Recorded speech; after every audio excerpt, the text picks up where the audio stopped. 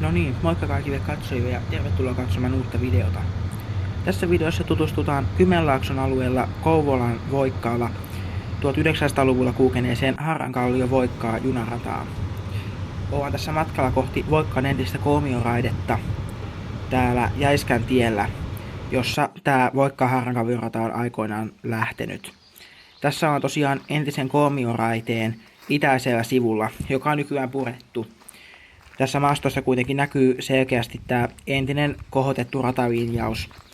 Ja tässä kulkee tämmöinen käveltävä polku tuohon nykyiselle kolmioraiteen läntiselle sivulle, joka on edelleen käytössä ja yhdistää sitten Voikkaan tonne Kuusankosken kautta muuhun rataverkkoon.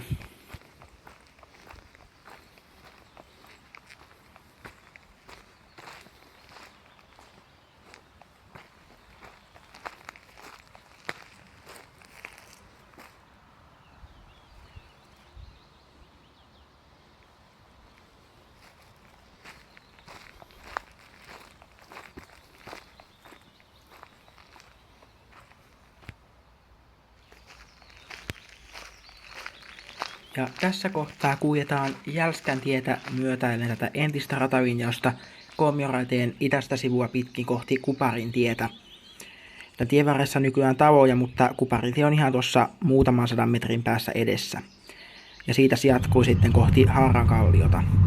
Lähdetään seuraavaksi tuonne Kuparin tielle ja sitä kautta seuraamaan tätä entistä ratalinjausta ja katsotaan mitä sieltä löytyy.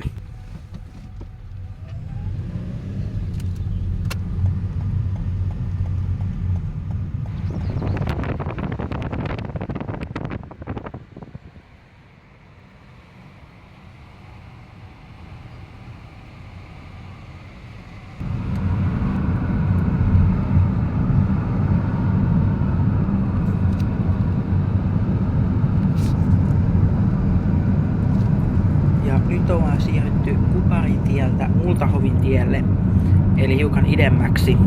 Ja tässä Multahovin tien vasemmalla puolella tuolla penkereillä kulkeva nykyinen jalkakäytävä ja pyörätie on siis tätä entistä Voikkaa Harrankallion ratapohjaa. Hetken kuluttua päästään myös sinne kulkemaan ja lähdetään sitten sitä myötäillen kohti pohjoista ja Harrankallion ja Harjun liikennepaikkoja.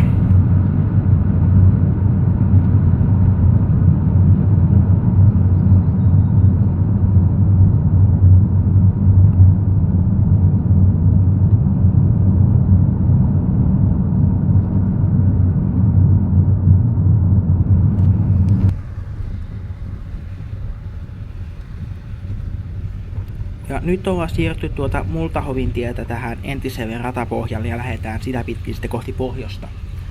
Tosiaan tämä Voikkaa Harrankallio-rata oli teollisuusrata, joka rakennettiin 1900-luvun alussa, tarkalleen vuonna 1902. Ja se kulki Voikkaalta Harrankalliolle.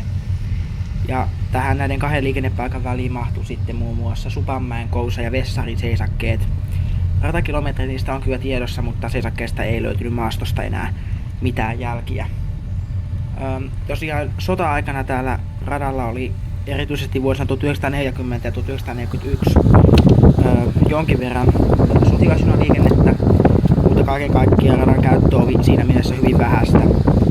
Ja sitten jo vuonna 1964 rata alkoi menettämään merkitystään, koska tänne uusi rata, joka johti tuota Kuusankoskelta Kuusanniemen kautta Voikkaalle, niin valmistui silloin ja 1960-luvulta alkaen sitten radan liikenne oli hyvin vähäistä.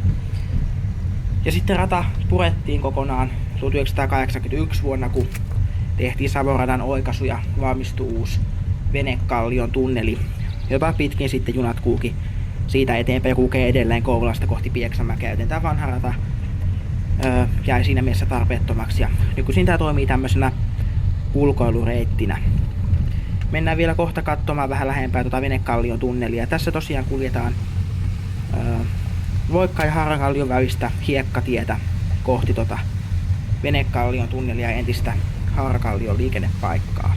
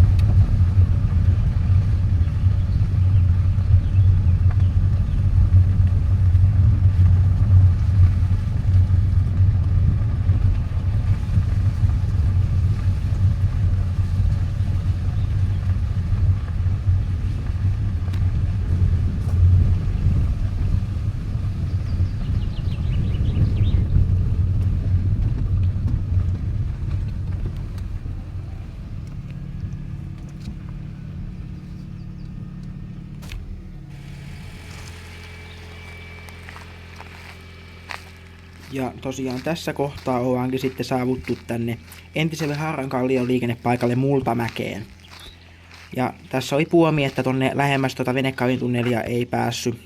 Mutta voidaan kuitenkin nähdä tuosta kallioveikkauksesta, että tunneli alkaa heti siinä sen jälkeen. Tämä oli tosiaan ensimmäinen osa näitä Kymenlaakson purettuja raiteita ja olisi tarkoitus tehdä tässä useampi osa. Seuraava osa ilmestyy tässä luultavasti lähipäivinä tai lähiviikkoina. Kiitos kaikille tämän videon katsomisesta. Toivottavasti piditte videosta ja nähdään seuraavassa videossa.